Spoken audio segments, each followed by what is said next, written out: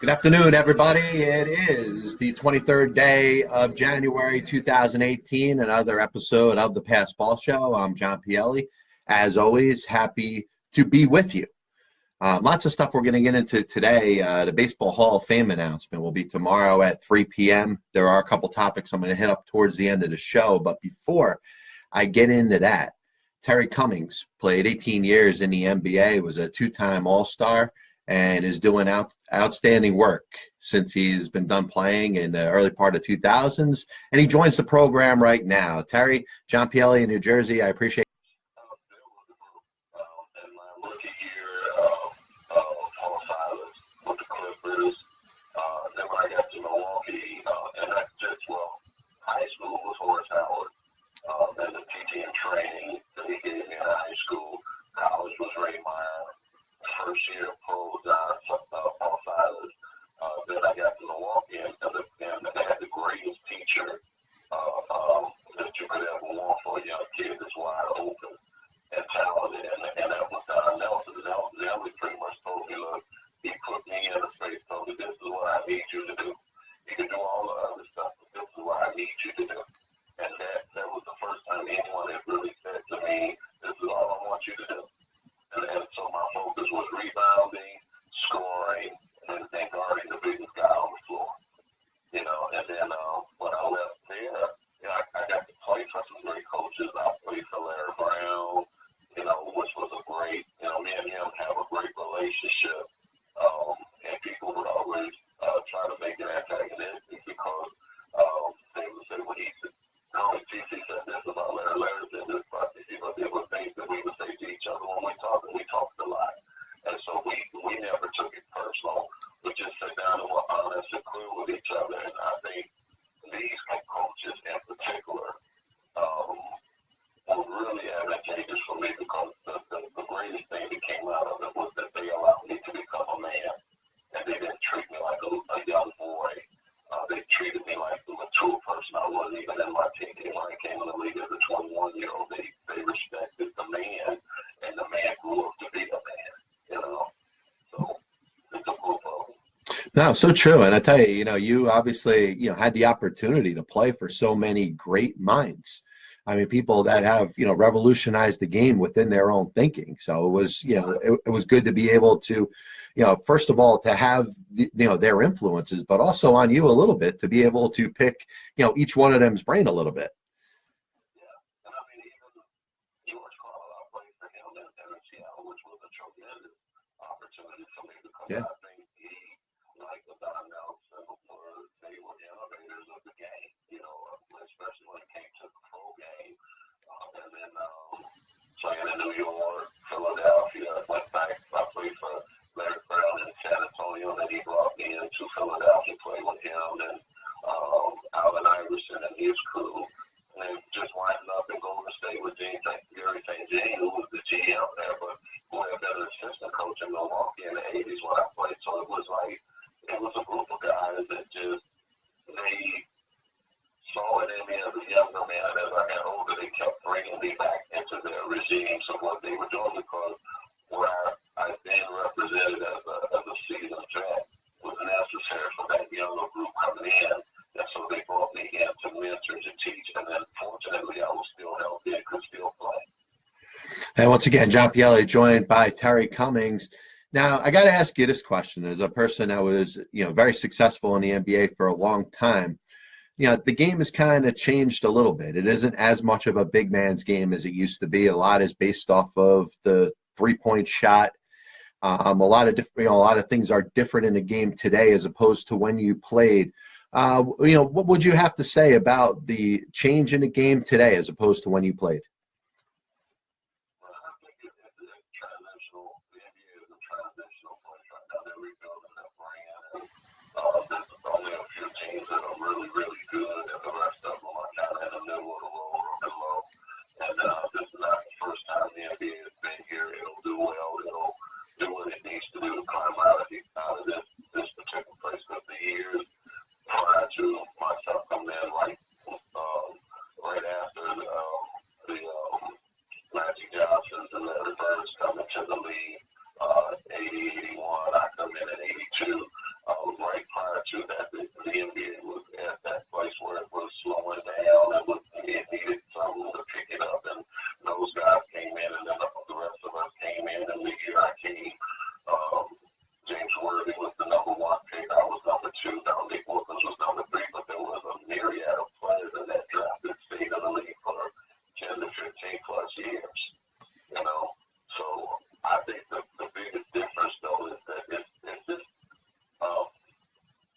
the advent of the low post game, it kind of takes something away. And then the way the game is called is different too.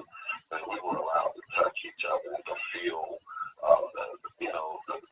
literally the heartbeat of players while you played. And this game is, I mean, I can imagine shoot if I played with this group, and in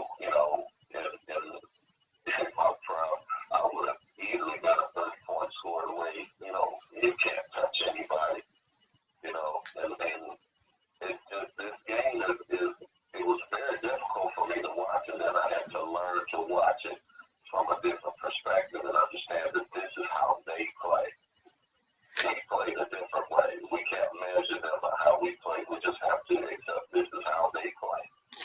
Now, one thing that stands out to me, obviously, you look at the talent that exists in the NBA, and I think the talent is just as good as around the time you played. And in some cases, I mean, there are outstanding players in the NBA right now, and they are individually a pleasure to watch.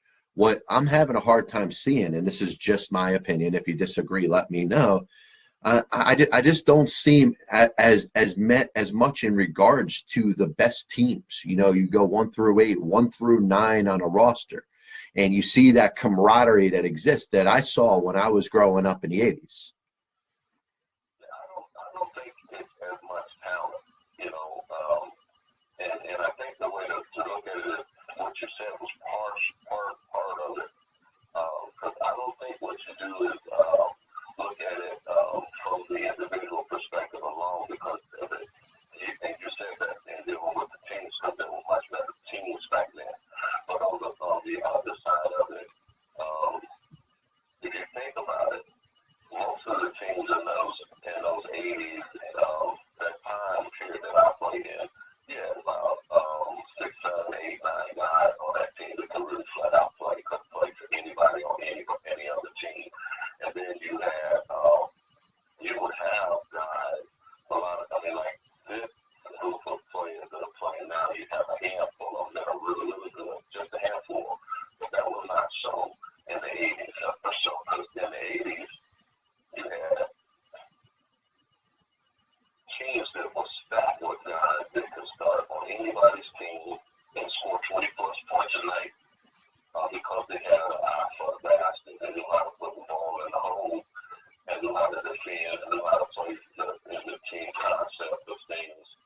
But I don't think that holds true with this group. I think that these guys are pretty limited, a lot of them, in their ability to go and do certain things. And I think, and it's not belittling. It's just, when I think of it from the perspective of how we play and who we play against, I mean, we play against every night. You just have a night off. In this league, the parity is different. But you could take a night off. Because even in the East, you were stuck with about 6 or 7, maybe 8 teams that were going to win 50 games. In the East, if you got to the playoffs, you have to lift out of the East to play the West. And the West was just, it wasn't the same as it became, because eventually most of us who played in the East wound up in the West playing in the Western Conference. But I think definitely, I just don't take into account too that most of those guys that played in the 80s and 90s, they were grown men already. And I don't just mean because they were in their 20s, these were people that already had experienced things, most of them were married, had children. And, at the time I got to the league, I was already married with 3 children. Wow. Or 2 at the time. So, I mean, there were different levels of maturity on the court and off the court that a lot of these kids don't. We didn't have all of the access that they have. I mean, because I think one of the major differences between players now and then is social media. And if we had that social media out there, a whole bunch of players and a whole different level of trust. Oh, exactly. And I think it's unfortunate, when I think about this generation of NBA players, collegiate players, or athletes in general,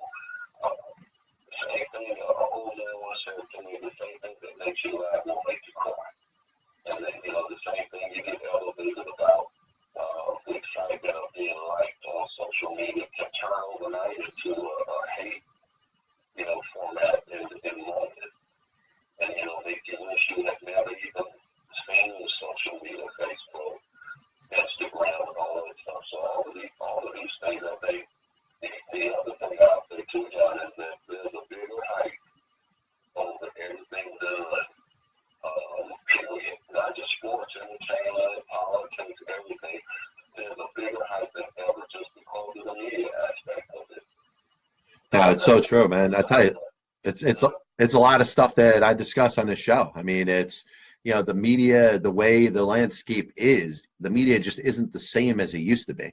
And I'll make one quick point on that. It seems as if the focus on the media is more to report opinion as opposed to reporting fact the way it used to be.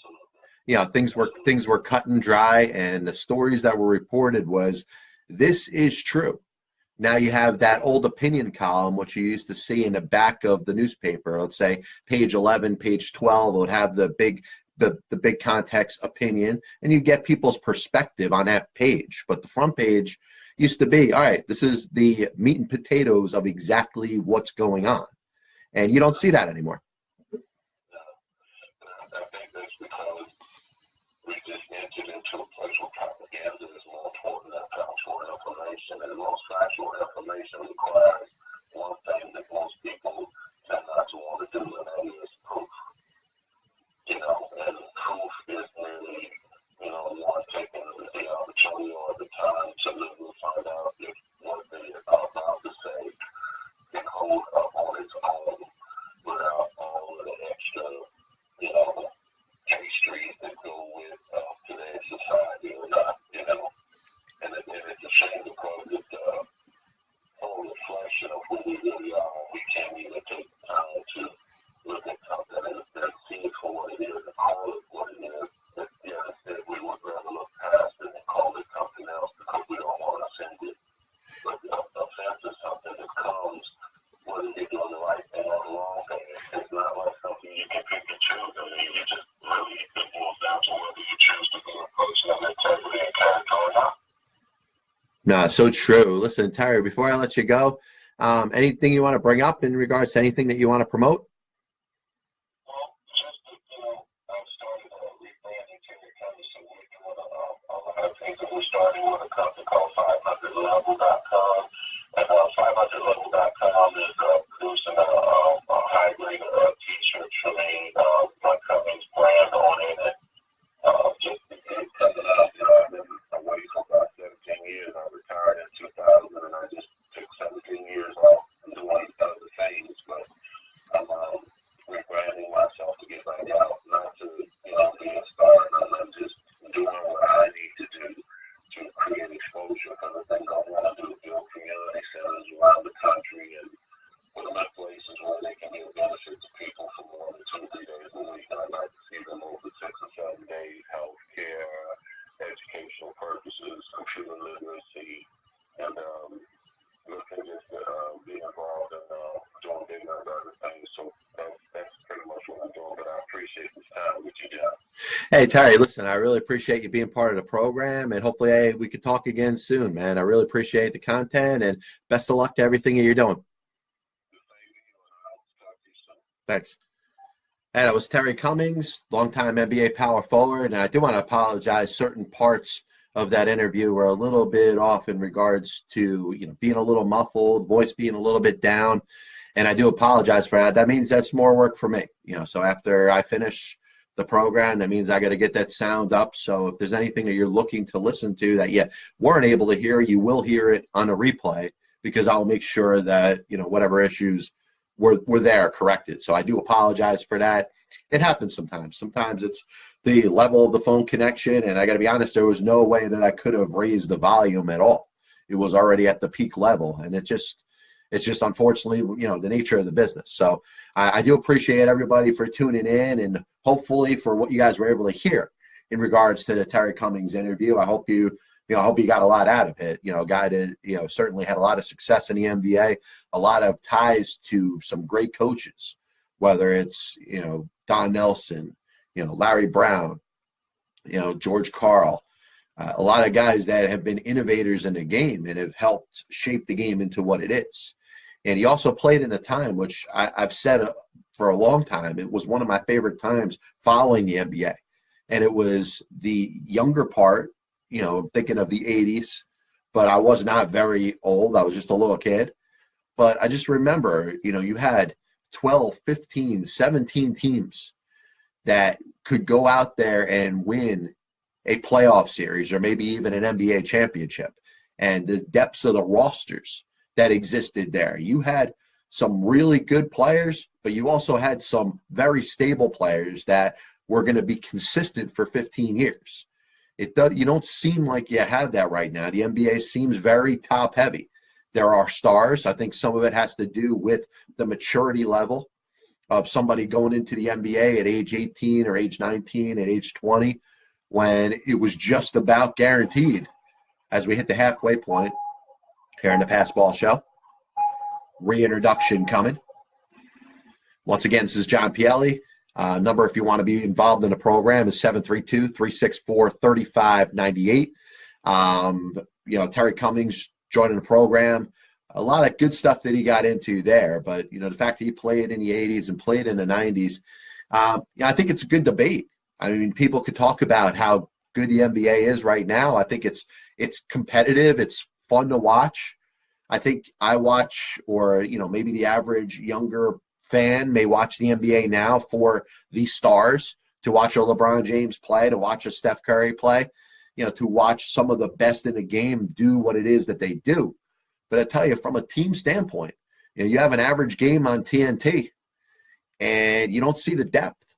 You see second units that exist on NBA teams that just aren't that strong. There's a drop off in the quality that you're getting on the competition level. And in some cases, it's both teams that are doing that. You got stars that are competing against each other. All of a sudden, they sit on a bench, and you see a decrease in the quality of product that you're watching. But moving on, there's a couple of things I do want to hit up. And if you do tune in later on, I got and I guess I have to use the word accusation. But what I'm going to do is leave it up to the best way to describe it. There's a possibility that I think I could use a past experience with another baseball player to make a connection that perhaps the injuries of another player could have something to do with performance-enhancing drugs. And I will leave that towards the end of the show. But the one thing I do want to bring up today, the New York Mets, Jeff Wilpon and Sandy Alderson met with the media today. And what you hear from their perspective is that the Mets are running as a business. And it is very important for a sports franchise, regardless of how of what your payroll is or what your intention is in regards to win. A business needs to be making money. The unfortunate thing, and this is what bothers a lot of Mets fans, is they look at the market of New York City and they say there's so much more there in regards to profit that you can gain. And they look at the free spending Yankees, who, by the way, are right under the luxury tax threshold. They're not spending more now than they ever have. In fact, they've cut back their spending themselves. And, I was talking earlier on one of the other programs about the change in regards to the soft salary cap as it exists in Major League Baseball now. The luxury tax threshold has turned into a salary cap because teams, from a business standpoint, cannot handle being over it 2, 3, 4 years in a row. It used to be spend however much you want. If you want the best players, yes, the New York Yankees of the 70s and the 80s, and eventually in the early part of the 2000s, when they were joined by the Red Sox and eventually the Dodgers, felt like, hey, we have the most money, we'll throw the most money at the players, and in turn, we will have the best product and the best team. Number one, it doesn't always work out that way. And I'll tell you, from Jeff Wilpon's standpoint, a lot of people are really down on him as fans, as Met fans. I will tell you this, that was one point that he made that does make sense. Now, there's people that hate the Wilpons, from his father, Fred, to himself, as he seems to be the chief officer in regards to running the New York Mets. But that's one point that he made that makes a lot of sense. If you spend the most money in regards to payroll, it's not going to guarantee you a championship. So I think each team has to come up with their own philosophy, build an organization, build a series of talented players in their own way. And in some cases, it's not going to be contingent on how much money their players are making. And the other thing that I'll throw in there that I've also discussed is the fact that using analytics and data and sabermetrics, you are able to find value that doesn't necessarily have to cost you 10, 15, 20, $30 million.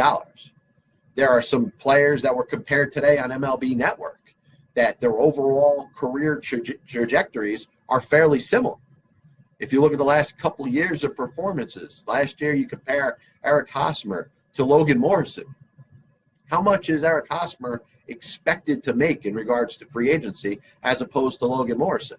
But you can make a case that in spite of a little bit of a higher batting average that you'll get from Hosmer, you may be getting a similar enough player. So Team A that has Hosmer may not necessarily be better than Team B because they have Morrison. So this whole discussion, and this is one of the things that frustrates me about fans in general, is it isn't all about the payroll. Now, any team that goes out there that makes a ton of transactions seems to win the quote-unquote off-season. I'm sure in 100% of the instances, that fan base and that media that was around that fan base was excited for that coming season. But how many scenarios have we talked about where teams won that quote-unquote off-season and didn't get the job done once it was time to play baseball games?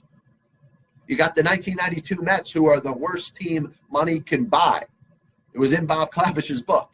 10 years later, the Mets duplicated that when they went out there and got Mo Vaughn and Roberto Alomar and made a bunch of other moves. That was probably the second worst team money can buy. And if you could talk about the 2012 Miami Marlins, the 2013 Toronto Blue Jays, was it the 2015 San Diego Padres? Bunch of teams that won the offseason may have increased their payroll dramatically, but it didn't mean a damn thing in regards to results. So going back to the point about the Mets and where they're at, I'm more bothered by the fact that just prior to and after the trading deadline, they traded 75 home runs out of their lineup. Now, they did sign Jay Bruce, who brought back, about 35 or 36 of them, which he hit the entire season. I'll, retroactivate the ones that he hit in Cleveland. But, there's still a team that's lacking some power. Adrian Gonzalez has a history of, putting up solid and quality numbers, but he's a big question mark. And let's be serious, the best way he appeals to the Mets and the Mets ownership is the fact that he's taking the league minimum salary because he's guaranteed $23 million that's being paid by the Atlanta Braves. Just like the Mets had Jose Reyes the last 2 years, making $22 million a season, but only making the league minimum during his time with the Mets. So I think the Mets are in a position where they don't have to do a ton more, but I would make 3 more moves, one of them being significant. And I would look to add a player like a Todd Frazier to play third base and hit potentially 25 to 30 home runs for you. Now, do you have to be creative with the contract? Maybe it's a situation where the Mets may not be authorized to add a lot more salary. If you're looking at, let's say, a 2-year and $20 million contract, and you want to backload it to a point where maybe he makes 8 this year and 12 next year, or 7 this year and 13 million next year, you might add similar to the way the Mets were when they signed Jay Bruce. 3 years, $39 million, you think of as $13 million a year, but no, $10 million this year, $14.5 million in 2019 and 2020. So you may have to be a little more creative with that. But the one thing that does bother me, and I'll tell you the other 2 things I'd like to see addressed, I'd like to see a starting pitcher brought in, even if it is a Bartolo Colon. Just somebody that could maybe not even have to worry about making a rotation. You got 2 starters in Jacob deGrom and Noah Syndergaard, and your other 3 starters are essentially going to be 4 or 5 inning pitchers. And because of that, they're going to piggyback the next 2 or 3 relievers that they have, whether those relievers are Robert Gesellman and Seth Lugo, or that free agent pitcher that gets thrown into the mix. If Bartolo Colon is that pitcher, he can do both. He can help you out as a starter, but could also go there and throw strikes from innings 4 through 6 as you get yourself ready for the bullpen. The other thing I want to see addressed is I do want to see another reliever added. Now, so much attention has been brought to the fact that all the high-end relievers are getting very well compensated, and they are. But the only one that really exists that's still out there is Greg Holland. Greg Holland's probably waiting for his 4 or 5 year deal, and I think in the end he probably gets it. His patience will, end up helping out. It'll be a big deal. It'll pay off. But in regards to relievers that aren't getting a lot of attention, there's a lot of them that are still out there that are free agents. Houston Street, Jason Grilli, former All-Star closers. Drew Storen, who I know is coming off of a couple down seasons, would be a good reclamation project. Andrew Bailey, who was on this program a couple of weeks ago, has been an all-star, has had a lot of success at the major league level. So if I'm the Mets, and I say this about a lot of other teams as well, those are pitchers that I want to bring in to my major league spring training. I want them competing for a job in my bullpen. You look at a Peter Moylan from the Kansas City Royals. There are a lot of good to decent relief pitchers out there. And remember, what are you looking for in a situation? You're really not looking for an all-star. You're looking to catch a little bit of lightning in a bottle. The whole Fernando Rodney, example. You look at Fernando Rodney and there's a good Fernando Rodney and there's a really bad one. Well, you hope to sign him the year where he is dominant, and for some reason nobody can hit him. And then you let him go next year when he's terrible. That's all you're looking for in a situation like this when you're adding a relief pitcher. The one thing in regards to the Mets, and I haven't spent a lot of time talking about the Mets on this program, so I'm going to just finish this off, and then we could get into anything else that's on your mind. I'll throw the number out there again, 732-364-3598. That's 732-364-3598. The Mets may be holding back in regards to making a commitment to a third baseman that they are going to give the trusted job to. Asdrubal Cabrera, if the season were to start today, would probably be playing third base. He's flexible, of course, was their shortstop for the last couple of years, can play second base if the Mets need him to. And that was pretty similar to what they did last year with Jose Reyes. They had Jose Reyes aboard. He wasn't necessarily guaranteed a starting spot, but he was there as insurance in case David Wright wasn't able to play. And, of course, he wasn't. He didn't play the entire season. So going back a year further, they made the decision when David Wright was out to trade for Juan Uribe, who was probably in the twilight of his career, but had a lot of experience being an everyday third baseman for several other teams, including the White Sox, the San Francisco Giants, and the Los Angeles Dodgers, won a couple World Series. So he was a guy that, you could run him out there and play him every day if David wasn't ready. But if Wright was back, when, of course, he did end up coming back that year, he took more of a secondary or tertiary role as a leader in a clubhouse and a guy that was coming off the bench. The problem I have right now is we're entering 2018. David Wright, over the last 3 seasons, has played in a total of 75 games. That means out of the last 3 seasons, he has missed more than 2.5 of those 3 seasons. I understand he's receiving his money regardless, but for what looks like about $20 million in his contract annually, about 75% of it is covered by insurance. The fact that he's not on the field, the longer he's not on the field, the more the Mets as an organization get reimbursed 75% while David Wright is not playing. So what is holding them back? And it's frustrating. This part of it kind of does bother me.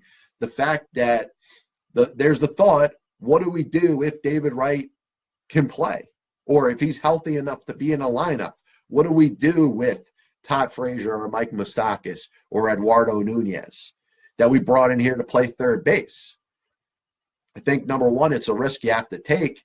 And number two, what is to say that David Wright, even if he has a very healthy spring training and is ready to join the Mets opening day, what has been proven to make you think that he is going to be an everyday player at this stage of his career when he has missed 2.5 of the last 3 seasons?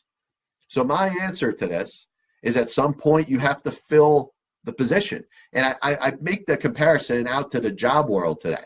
It's like having somebody that holds a certain position and they're out on disability, and you keep saying, yeah, we're just going to have, somebody else just help out a little bit. And all of a sudden, a little time turns into years. And you have to, at some point, make a decision. Do we replace that position with a full-time person, or are we simply waiting for the person that's out on disability to come back?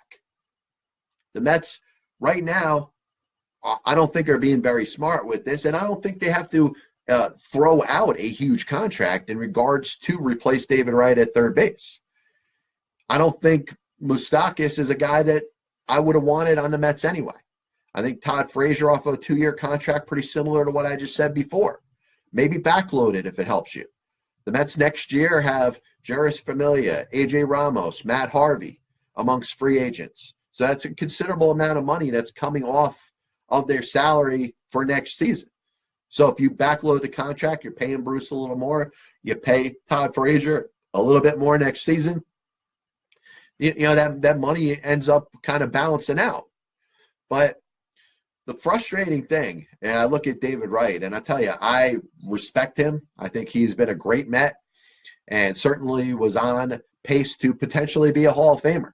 Certainly a guy that you would have expected when his career was over, that his number 5 would be hung up in a rafters alongside number 31, number 41, number 37, and number 14, and number 42.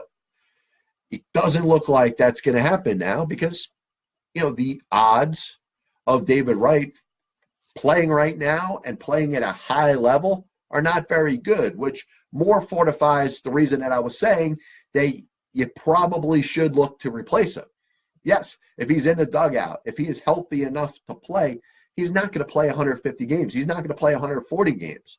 If you got 120 games for him at any one of the next 3 seasons, I think that would be a lot. So what are you going to do with the other games that he's not playing, or the games that he's playing and not starting? I understand the Mets have players that could play positions. Matt Reynolds can play in a major league game. He hasn't proven to be very good. Gavin Cecchini, who was the number 1 draft pick in 2011 by the New York Mets, has played a little at the major league level. Maybe he needs to get a little more of a chance. But from what you've seen to this point, he doesn't look like a major league regular. So who are you going to play at second base? I don't know. Assuming that Asdrubal Cabrera is going to play third. But I would suggest bring in a third baseman and move Asdrubal to second. Finally, I've spent a little time waiting to get to this point because I know it's going to be a very controversial one. And maybe it's the fact that I want to make sure that I say it in the best way possible because, of course, it's just speculation on my part. But I do want to have it on record in case it ever comes to fruition that this was the case. This may be something that we could find out years down the road. And in all honesty, I hope that it's not true. David Wright has spinal stenosis. Another former major league player had spinal stenosis that ended up ending his career. And that, of course, is former Mets World Series hero and Phillies All-Star Lenny Dykstra. Lenny Dykstra got his big contract with the Phillies, had 2 Hall of Fame seasons. Now, I'm not going to ever suggest that Lenny Dykstra was a Hall of Famer. He didn't play long enough. But for 2 seasons, he was one of the best players in the entire National League. He was very candid, was very honest about the fact that he used performance-enhancing drugs. You could make the case based off of his size. He grew. And he admitted the fact that during the prime of his career, he was using steroids on a regular basis. I'm not very big on accusations, but I just want to throw out there the possibility that something could have been up at some point in David Wright's career. And I think as I'm saying it right now, and I'm saying it in a slow way, I know there's Mets fans that are probably spewing venom at me whatsoever. How dare I even suggest that? Well, first of all, we just oversaw an era where we'll still never get to the roots of exactly what percentage of players were using performance-enhancing drugs. And realistically, the majority of steroids that were in Major League Baseball didn't start to leave the game until around 2003, 2004, 2005. Spinal stenosis ended Lenny Dykstra's career. And I want to get Lenny on the program, if I can, to ask him how much he feels the use of performance-enhancing drugs led to his back problems and his spinal stenosis. Because if I could get that, then I'm not necessarily throwing a blind accusation out there. I'm putting a couple facts that Lenny Dykstra used performance-enhancing drugs for a good amount of his career, a career which, by the way, ended because of spinal stenosis. And I wonder what the connection between spinal stenosis and the use of performance-enhancing drugs is.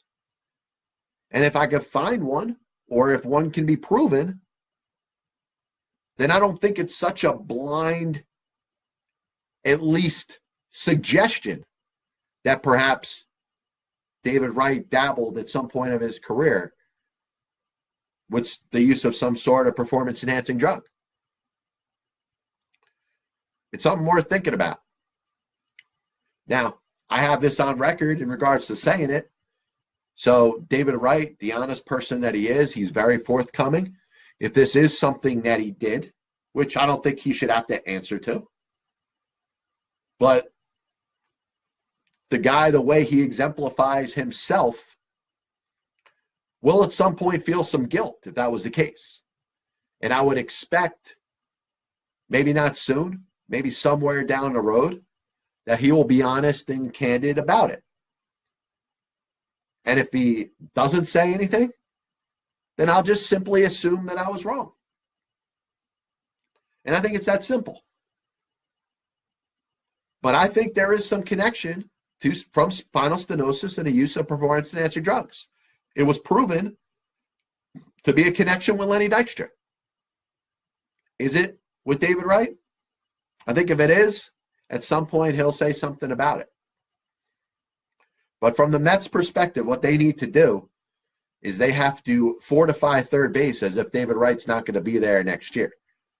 And I tell you, watching spring training, you were given, every indication that if Wright wasn't going to be ready for opening day, he was going to be ready at some point during the season.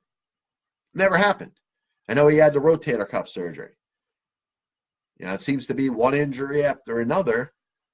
And I do think from a doctor standpoint, and we will get doctors to talk about the epidemic of the use of PEDs in sports as we move forward. Looking forward to tomorrow's show. It's going to be a lot of fun. We're going to talk about the announcement from the Baseball Writers Association of America of the Hall of Famers. And remember, I did a version of Pielli's picks in regards to this. I picked 4 players.